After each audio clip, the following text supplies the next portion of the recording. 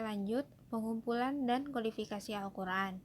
Jadi pada bab ini pengumpulan Al-Quran akan dibahas, pengumpulan Al-Quran pada masa Nabi Shallallahu Alaihi Wasallam, pengumpulan Al-Quran pada masa Abu Bakar As-Siddiq, pengumpulan Al-Quran pada masa Utsman bin Affan, dan keistimewaan mushaf dari Abu Bakar As-Siddiq. Oke, yang pertama pengumpulan Al-Quran pada masa Nabi Shallallahu Alaihi Wasallam. Nabi mengangkat para penulis wahyu Al-Quran seperti Ali, Muawiyah, Ubay bin Ka'ab, dan Zaid bin Thabit. Yang kedua, menuliskannya pada pelepah kurma, lempengan batu, daun lontar, kulit kayu, pelana, potongan tulang belulang binatang. Jibril membacakan Al-Quran kepada Rasulullah pada malam-malam bulan Ramadan atau Murajaah.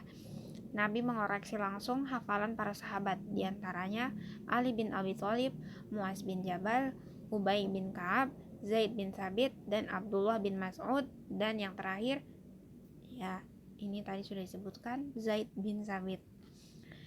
Belum dibukukan dalam bentuk mushaf karena masih menanti wahyu yang diturunkan. Mengenai susunan suratnya, Nabi sendiri yang memerintahkannya. Pengumpulan Al-Quran pada masa Abu Bakar As-Siddiq. Banyak para sahabat Ahlul Qura atau penghafal syahid dalam perang Yamamah. Umar kemudian meminta kepada Abu Bakar untuk membukukan Al-Quran. Pengumpulan tulisan-tulisan dari para penghafal yang terserak. Para penghafal harus membawa 2 orang saksi. Dikumpulkan oleh Zaid bin Thabit dalam satu mushaf yang terbuat dari kulit onta, kemudian disimpan di rumah Hafsah. Belum juga dilengkapi tanda baca, juz, dan keterangan-keterangan lainnya seperti saat ini. Pengumpulan Al-Quran pada masa Utsman bin Affan. Terjadi perbedaan qiraat bacaan Al-Quran dan dikhawatirkan terjadinya perpecahan. Disusun dalam bentuk mushaf dengan dialek Quraisy. Utsman membentuk panitia yang terdiri dari Zaid bin Thabit, Abdullah bin Zubair, Sa'ad bin As, dan Abdurrahman bin Haris bin Hisham. Menggandakannya menjadi beberapa, ada yang menyebutnya 5, ada juga yang menyebutnya 7 kali. Membakar semua mushaf selain yang ditulis. Selanjutnya keistimewaan mushaf Abu Bakar As-Siddiq. Yang pertama, diperoleh dari hasil penelitian yang sangat mendetail dan kemantapan yang sempurna. Yang kedua, tercatat dalam mushaf hanyalah bacaan yang pasti, tidak ada nas bacaannya. Yang ketiga, ijma umat terhadap mushaf tersebut secara mutawatir bahwa yang tercatat adalah ayat Al-Quran. Yang keempat, mushaf mencakup qiraat sab'ah yang dinukil berdasarkan riwayat yang benar-benar sahih. Keistimewaan tersebut membuat para sahabat kagum dan terpesona terhadap usaha Abu Bakar, di mana ia memelihara Al-Quran dari bahaya kemusnahan, dan itu berkat taufik dan hidayah dari Allah Azza wa Jalla.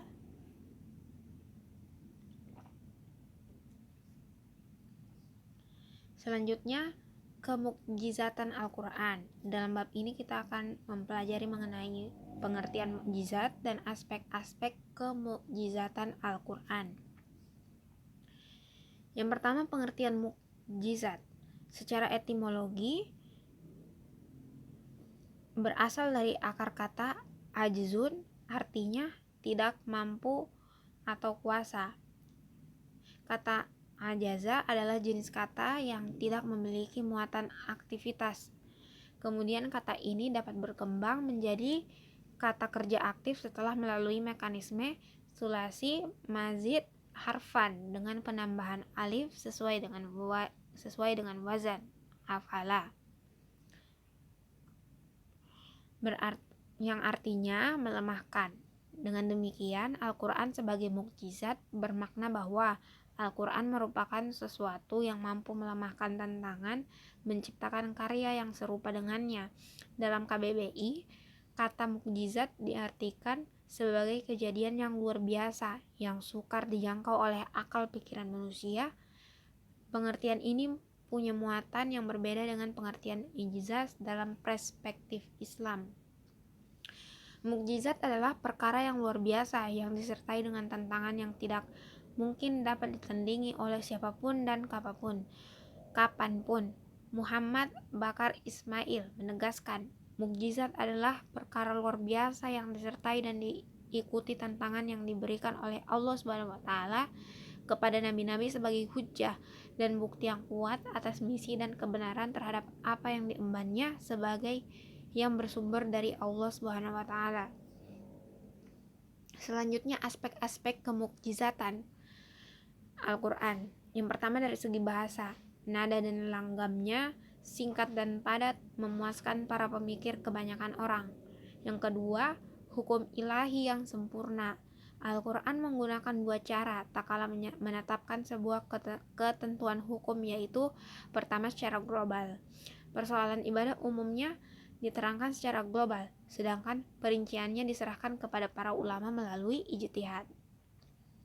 Yang kedua, hukum yang dijelaskan secara terperinci adalah yang berkaitan dengan utang piutang, makanan yang halal dan yang haram, memelihara kehormatan wanita, dan masalah perkawinan. Aspek yang ketiga, gaya bahasa.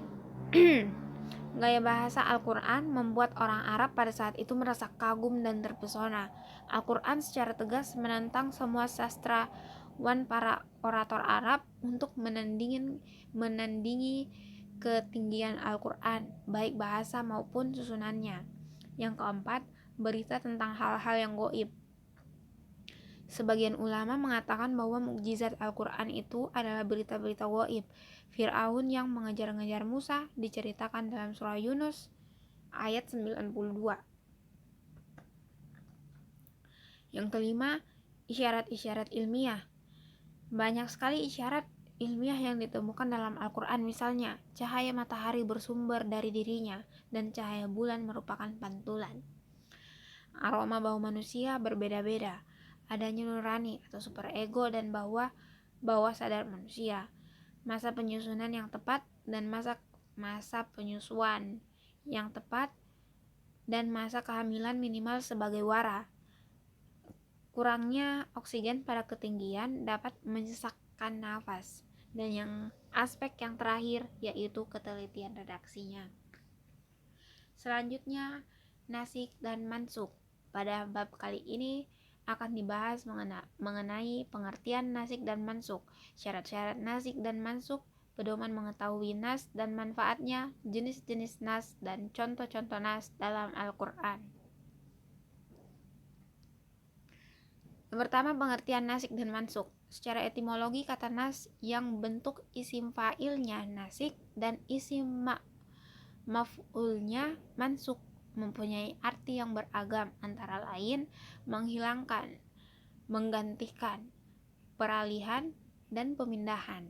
Jadi nasikh adalah sesuatu yang membatalkan, menghapus, memindahkan, dan mengubah, sedang mansukh adalah sesuatu yang dibatalkan, dihapus, dipindahkan, dirubah, dan lain sebagainya. Terminologi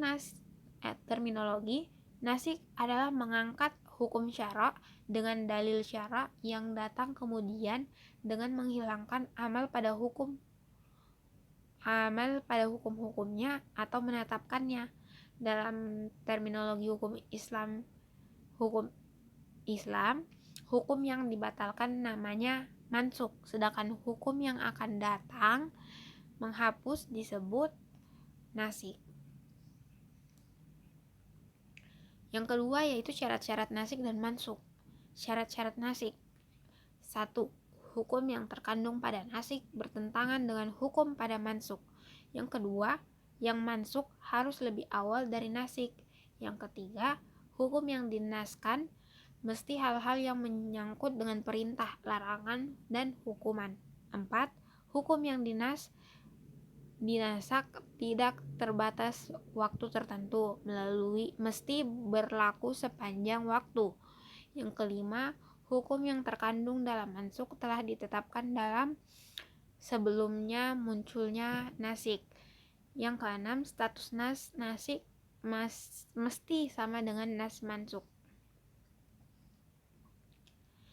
Pedoman mengetahui nas dan manfaatnya. Cara mengetahui nasnya 1. Petunjuk dari Al-Quran tentang adanya petunjuk nas. 2. Penjelasan dari Nabi Shallallahu Alaihi Wasallam mengenai penasihat. Yang ketiga, perbuatan Nabi Shallallahu Alaihi Wasallam seperti perajaman yang dilakukan kepada sahabat Ma'is dan tidak menderanya. Hal ini menaskan pernyataan Nabi Shallallahu Alaihi Wasallam sendiri yang mengatakan apabila seseorang laki-laki yang telah beristri menikah berzina dengan wanita yang telah menikah, maka didera 100 kali dan dirajam dengan batu. Yang keempat, kesepakatan ijma para sahabat bahwa ayat atau dalil ini adalah al-nas dan dalil itu al-mansukh. Seperti halnya pernasan puasa tanggal 10 Muharram dengan puasa Ramadan dan pernasan hak-hak yang berkaitan dengan harta benda dengan kewajiban zakat. 5. Penukilan yang dilakukan oleh seorang rawi dari sahabat bahwa salah satu dari dua hukum tentang sebuah permasalahan lebih didahulukan daripada hukum yang lain karena tidak memiliki peluang untuk melakukan ijtihad dalam masalah tersebut. 6. Keberadaan salah satu hukum dari dua buah hukum merupakan hukum syariat, sedangkan hukum yang lain lebih mirip atau cocok dengan adat pada zaman dulu, maka hukum syariat menaskan adat tersebut. Manfaatnya, tercipta kemaslahatan umat sesuai dengan perubahan kondisi sosiokultural. 2. Menunjukkan adanya proses syariat dari awal pertumbuhan menuju kesempurnaannya. 3. Menguji pada mukallaf untuk melaksanakan atau meninggalkan. Dan terakhir, adanya tujuan kebaikan dan kemudahan kepada umat. Jika nasik lebih berat, ada kebaikan bertambahnya pahala, dan jika lebih ringan, berarti ada tujuan memudahkan dan meringankannya. Selanjutnya, jenis-jenis nas. Yang pertama, nas Al-Quran dengan Al-Quran. Para ulama yang mengakui adanya nas telah sepakat adanya nas Al-Quran dengan Al-Quran, dan itu pun telah terjadi menurut mereka. Salah satu contohnya ayat iddah, 1 tahun dinaskan dengan ayat iddah 4 bulan 10 hari. Nas Al-Quran dengan sunnah. Nas yang macam ini terbagi menjadi dua. Pertama, nas Al-Quran dengan hadis ahad.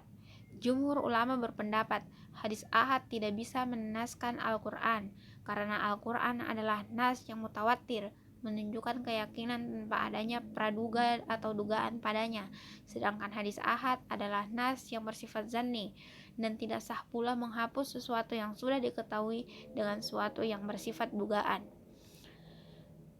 Yang ketiga, nas sunnah dengan Al-Quran. Jumhur ulama membolehkan nas seperti ini. Salah satu contohnya seperti berpuasa pada hari Asyura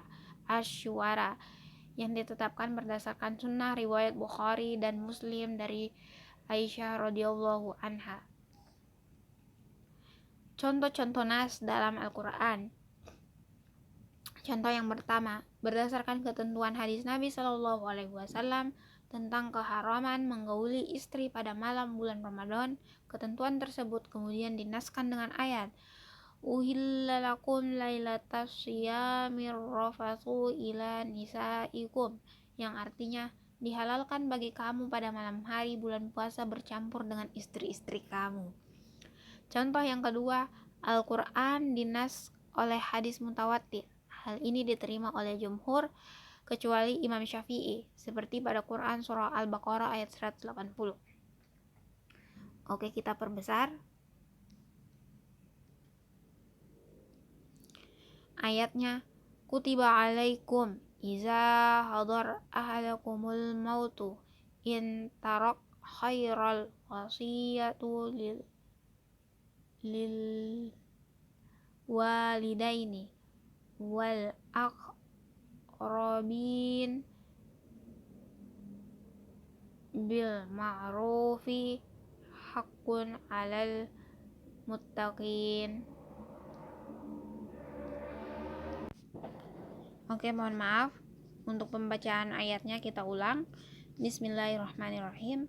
kutiba alaikum iza hadara ahadakumul mautu in taraka khaira al-wasiyatu lil walidaini wal aqrabina bil ma'ruf haqqan 'alal muttaqin, yang artinya diwajibkan atas kamu apabila seseorang di antara kamu kedatangan tanda-tanda kematian, jika ia meninggalkan harta banyak, berwasiat untuk ibu, bapak, dan kerabatnya secara baik. Ini adalah kewajiban orang yang bertakwa. Dalam Quran Surah Al-Baqarah ayat 180. Ayat tersebut dimansuk oleh hadis Nabi Shallallahu Alaihi Wasallam yang artinya sesungguhnya Allah telah memberikan kepada setiap orang-orang yang memiliki hak akan haknya, maka tidak ada wasiat bagi seorang waris. Selanjutnya yaitu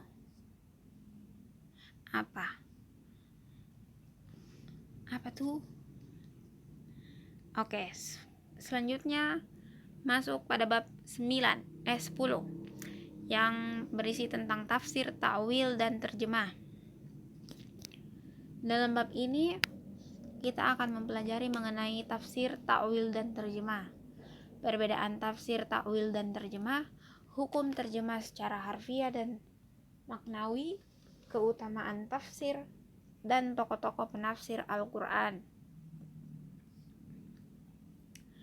Yang pertama, definisi tafsir, ta'wil, dan terjemah. Tafsir. Kata tafsir diambil dari kata fasarra, yusafiru tafsiran. Tafsiran berasal dari kata yang fasarra, berarti keterangan atau uraian. Al-Jurjani berpendapat bahwa kata tafsir menurut pengertian bahasa al-khash wa al-izhar, yang artinya menyingkap dan melahirkan. Adapun tafsir menurut istilah adalah terdapat banyak pendapat. Yang pertama, tafsir menurut Al-Kilab dalam At-Tasil adalah menjelaskan Al-Quran, menerangkan maknanya, dan menjelaskan apa yang dikehendaki nas, isyarat, atau tujuan. Menurut Syekh Al-Jazairi, tafsir pada hakikatnya adalah menjelaskan kata yang sukar dipahami oleh pendengar sehingga berusaha mengemukakan sinonimnya atau makna yang mendekatinya, atau dengan jalan mengemukakan salah satu dilalahnya. Insyaallah. Menurut Abu Hayyan, tafsir adalah mengenai cara pengucapan kata-kata Al-Quran serta cara mengungkapkan petunjuk, kandungan-kandungan hukum, dan makna yang terkandung di dalamnya. Dan menurut Az-Zarkashi, tafsir adalah ilmu yang digunakan untuk memahami dan menjelaskan makna-makna kitab yang diturunkan kepada nabinya, Nabi Muhammad SAW, serta menyimpulkan kandungan, hukum, dan hikmahnya. Takwil secara lahwi atau etimologis. Takwil berasal dari kata al-awal, artinya kembali, atau dari kata al-ma'al, artinya tempat kembali. Al-iyalah yang berarti al-siyasah, yang berarti mengatur. Muhammad Husaya Al-Zahabi mengemukakan bahwa dalam pandangan ulama salaf, takwil memiliki dua pengertian. Yang pertama, penafsiran suatu pembicaraan teks dan menerangkan maknanya tanpa mempersoalkan apakah penafsiran dan keterangan itu sesuai dengan yang tersurat atau tidak. Yang kedua, takwil adalah substansi yang dimaksud dari sebuah pembicaraan itu sendiri. Jika pembicaraan itu berupa tuntutan, maka takwilnya adalah perbuatan yang dituntut itu sendiri. Dan jika pembicaraannya berbentuk berita, maka yang dimaksud adalah substansi dari suatu yang diinformasikan. Dari beberapa pengertian istilah, menurut pendapat ulama, dapat disimpulkan bahwa tafsir adalah penjelasan terhadap makna lahiriah dari ayat Al-Quran yang pengertiannya secara tegas menyatakan maksud yang dikehendaki oleh Allah SWT, sedangkan takwil adalah pengertian yang tersirat yang diistimbatkan dari ayat Al-Quran berdasarkan alasan-alasan tertentu. Terjemah. Arti terjemah menurut bahasa adalah salinan dari suatu bahasa ke bahasa lain, atau mengganti, menyalin, memindahkan kalimat dari satu bahasa ke bahasa yang lainnya.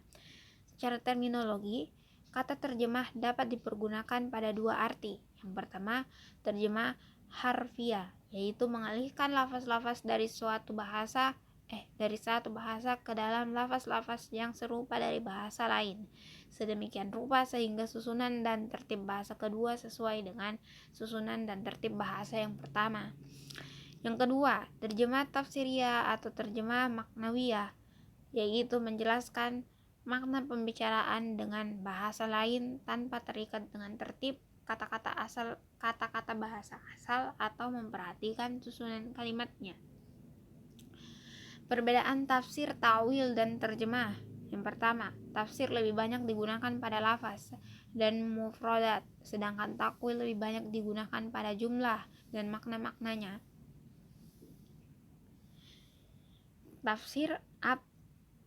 Yang kedua, tafsir apa yang bersangkut paut dengan riwayah, sedangkan takwil apa-apa yang bersangkut paut dengan dirayah. Yang ketiga, tafsir menjelaskan secara detail, sedangkan takwil hanya menjelaskan secara global tentang apa yang dimaksud dengan ayat itu. Terjemah, baik harfiah maupun tafsiriyah, bukanlah atau tidaklah sama dengan tafsir. Atau dengan kata lain, terjemah tidaklah identik dengan tafsir. Oleh karena itu, perlu diketahui inti-inti perbedaan yang prinsip antara keduanya istilah tersebut dalam penjabarannya. Perbedaan-perbedaan yang dimaksud antara lain, bahasa tafsir dalam prakteknya selalu terdapat keterkaitan dengan bahasa aslinya. Selain itu, dalam tafsir tidak terjadi peralihan bahasa, sebagaimana lazimnya dalam terjemah. Pada terjemah yang terjadi atau dilakukan adalah peralihan bahasa, yakni dari bahasa pertama ke bahasa yang kedua. Dalam tafsir, yang diutamakan adalah menyampaikan penjelasan dan pesan dari bahasa aslinya yang pertama, sedangkan pada terjemah tidak terdapat istitrod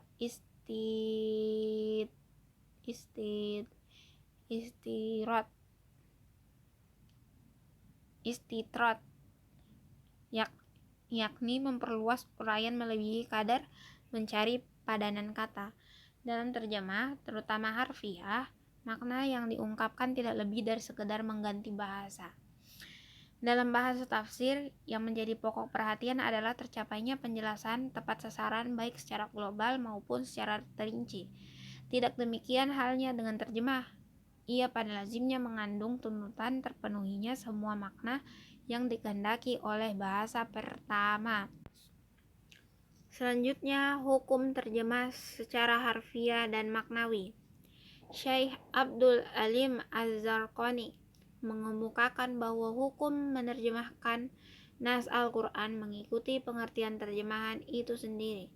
Pengertian terjemah dan hukum-hukumnya dapat dikemukakan seperti berikut. Yang pertama, penerjemahan Al-Quran dengan makna menyampaikan Al-Quran itu sendiri. Hukum menerjemahkan semacam ini dibolehkan oleh syariat. Yang dimaksud dengan boleh ialah lawan dari dilarang. Hukum boleh dapat berubah menjadi wajib atau sunat.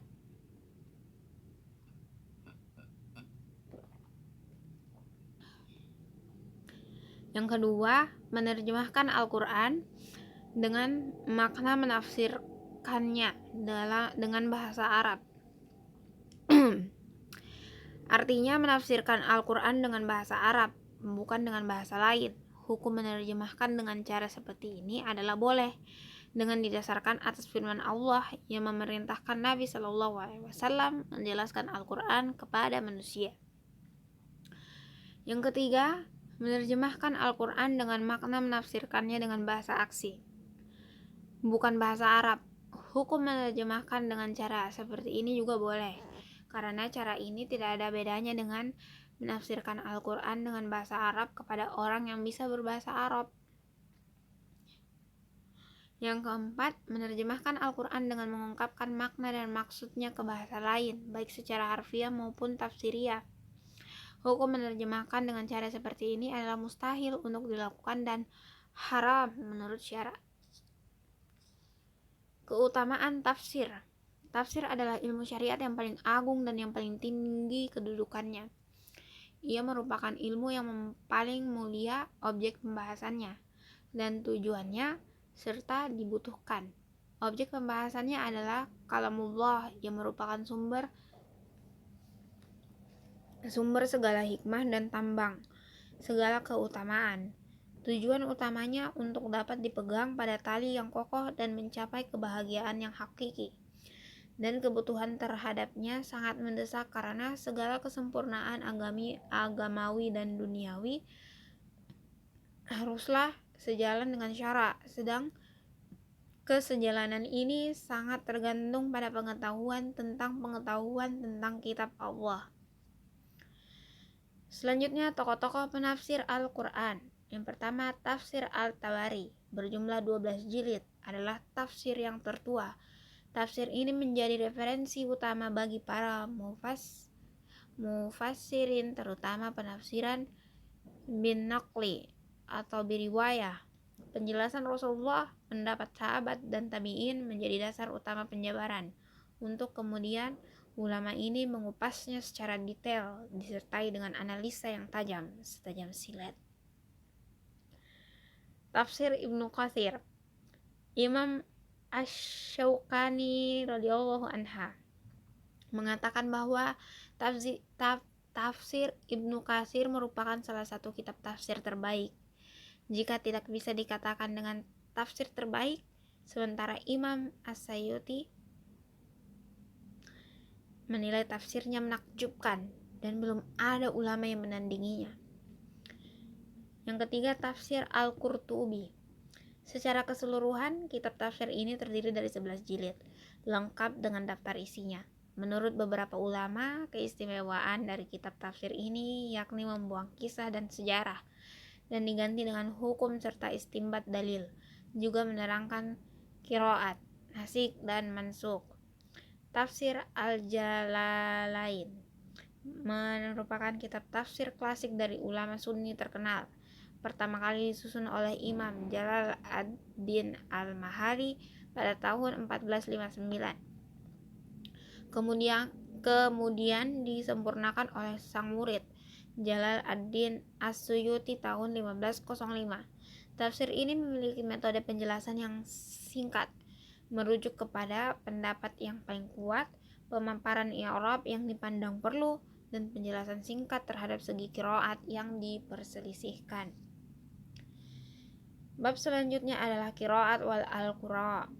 Pengertian yang pada bab ini akan dijelaskan mengenai pengertian qiraat dan al-qura, latar belakang dan sebab-sebab timbulnya perbedaan qiraat, macam-macam qiraat, hukum dan kaidahnya, faedah keberagaman dalam qiraat yang sahih, dan urgensi mempelajari qiraat dan pengaruhnya dalam penetapan hukum.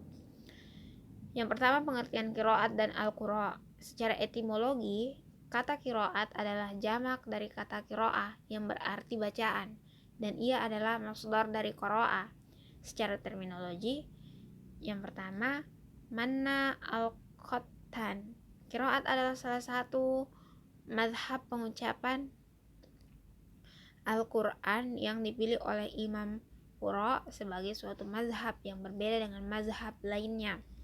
Yang kedua, Al-Zarqani. Qiraat adalah suatu mazhab yang dianut oleh seorang imam qiraat yang berbeda dengan lainnya dalam pengucapan Al-Quran, serta adanya kesepakatan dalam riwayat-riwayatnya, baik perbedaan tersebut dalam pengucapan huruf-huruf maupun bentuk-bentuknya. Yang ketiga, Al-Jazari. Qiraat adalah ilmu yang mempelajari tata cara pengucapan redaksi Al-Quran dan perbedaan-perbedaannya dengan menyandarkan kepada perawi-perawinya. Dari beberapa definisi di atas dapat disimpulkan bahwa fokus dan objek ilmu ini adalah redaksi Al-Quran, bukan makna, yaitu bagaimana cara membaca redaksi tersebut. Berbeda dengan ilmu tafsir yang menitik beratkan kepada cara memahami redaksi tersebut. Ilmu ini adalah ilmu riwayah atau ilmu yang berdasarkan penukilan dari para ahli qiraat secara bersambung sampai kepada Nabi Shallallahu Alaihi Wasallam. Tidak ada unsur ijtihad dalam ilmu ini, jadi murni berdasarkan tauqifi dari Nabi sendiri. Selanjutnya, latar belakang dan sebab-sebab timbulnya perbedaan qiraat. Perbedaan qiraat sudah muncul sejak zaman Rasulullah. Hal ini terlihat dari beberapa riwayat yang berkaitan dengan hadis al-ahruf al-saba'ah, hadis yang diriwayatkan oleh Bukhari dan Muslim dari Umar bin Khattab berkata, yang artinya, aku mendengar Hisham bin Hakim membaca surah Al-Furqan di masa hidup Rasulullah. Aku perhatikan bacaannya. Tiba-tiba ia membacanya dengan banyak huruf yang belum pernah dibacakan Rasulullah kepadaku, sehingga hampir saja aku melabraknya di saat ia sholat. Tetapi aku berusaha sabar menunggunya sampai malam. Begitu selesai malam, menunggunya sampai salam. Begitu selesai salam, aku menarik selendangnya dan bertanya, siapakah yang membacakan surah itu kepadamu? Ia menjawab, Rasulullah yang membacakannya kepadaku. Lalu aku mengatakan kepadanya, engkau berdusta. Demi Allah, Rasulullah telah membacakan juga kepadaku surah yang aku dengar tadi engkau baca. Kemudian aku bawa dia menghadap ke Rasulullah dan aku ceritakan kepadanya, wahai Rasulullah, aku telah mendengar orang ini membaca surah Al-Furqan dengan huruf-huruf yang tidak pernah engkau bacakan kepadaku. Maka Rasulullah berkata, lepaskan dia wahai Umar, bacalah surat tadi wahai Hisham. Kemudian Hisham pun membacanya dengan bacaan seperti yang aku dengar tadi. Maka Rasulullah berkata, begitulah surah itu diturunkan. Kemudian Rasulullah Shallallahu Alaihi Wasallam berkata, sesungguhnya Al-Quran itu diturunkan dengan 7 huruf, maka bacalah dengan huruf yang mudah bagimu di antaranya. Selanjutnya, macam-macam qiraat, hukum dan kaidahnya. Menurut Al-Suyuti, qiraat itu ada 6 macam, yaitu qiraat al-mutawatir, yaitu qiraat yang diriwayatkan oleh sejumlah besar perawi yang tidak mungkin mereka bersepakat untuk berdusta dari sejumlah orang yang seperti itu, dan sanadnya bersambung hingga penghabisannya, yakni Nabi Shallallahu Alaihi Wasallam, dan inilah yang umum dalam hal qiraat. Qiraat al-masyhur, yaitu qiraat yang sahih sanadnya, di mana perawinya adil dan dhabit. Qiraat tersebut sesuai dengan kaidah bahasa Arab dan salah satu mushaf Utsmani serta terkenal pula di kalangan para ahli qiraat, sehingga qiraat ini tidak dikategorikan ke dalam qiraat yang salah atau syadz, namun tidak mencapai derajat mutawatir. Qiraat ini merupakan qiraat yang dapat digunakan. Qiraat ahad, qiraat yang sahih sanadnya tetapi menyalahi rasm Utsmani dan kaidah bahasa Arab atau sesuai dengan rasm Utsmani dan kaidah bahasa Arab, namun tidak terkenal seperti halnya qiraat masyhur. Qiraat seperti ini tidak dapat dibaca dan tidak wajib untuk diyakini. Yang keempat, qiraat syadz, yaitu qiraat yang tidak sah sanadnya, seperti surah Al-Fatihah ayat 4 yang dibaca dalam bentuk fi'il madi dan menasabkan.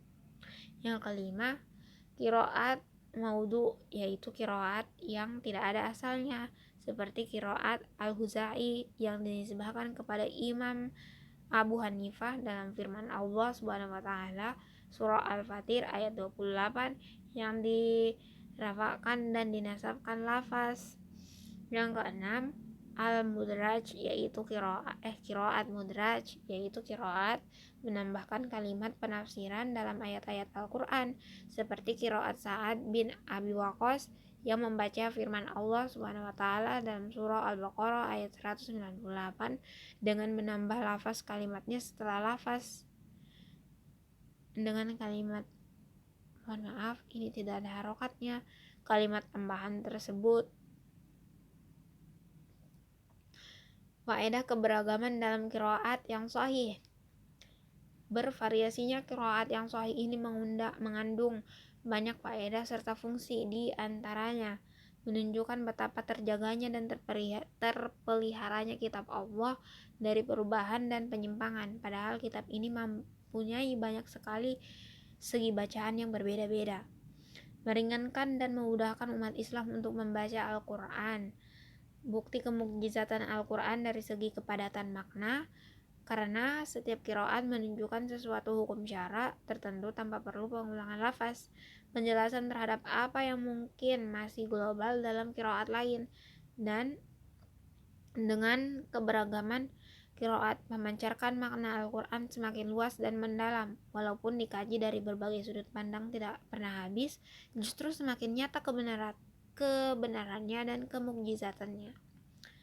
Selanjutnya, urgensi mempelajari qiraat dan pengaruhnya dalam penetapan hukum. Urgensinya dapat menguatkan ketentuan-ketentuan hukum yang telah disepakati para ulama, dapat mentarjih hukum yang diperselisihkan para ulama, dapat menggabungkan dua ketentuan hukum yang berbeda, dapat menunjukkan dua hukum yang berada dalam kondisi berbeda pula, dapat memberikan penjelasan terhadap suatu kata di dalam Al-Quran yang mungkin sulit dipahami. Perbedaan-perbedaan qiraat terkadang berpengaruh pula dalam menetapkan ketentuan hukum. Contoh ini dapat memperlihatkan pengaruh itu. Oke, lanjut. Surah Al-Baqarah ayat 222 yang artinya, mereka bertanya kepadamu tentang haid. Katakanlah haid itu adalah kotoran. Oleh sebab itu, hendaklah kamu menjauhkan diri dari wanita pada waktu haid. Dan janganlah kamu mendekati mereka sebelum mereka bersuci. Apabila mereka telah bersuci, maka campurlah mereka itu di tempat yang diperintahkan Allah kepadamu. Sesungguhnya Allah menyukai orang-orang yang tobat dan menyukai orang-orang yang mensucikan diri. Berkaitan dengan ayat di atas, di antara imam qiraat 7, yaitu Abu Bakar, Syu'bah, qiraat Hashim, riwayat Syaubah, Hamzah, dan Al-Kisai membaca kata yalturna dengan memberi syiddah pada huruf to dan ha, maka bunyinya menjadi yutahhirna. Berdasarkan perbedaan qiraat itu, para ulama fikih berbeda pendapat sesuai dengan banyak perbedaan qiraat. Ulama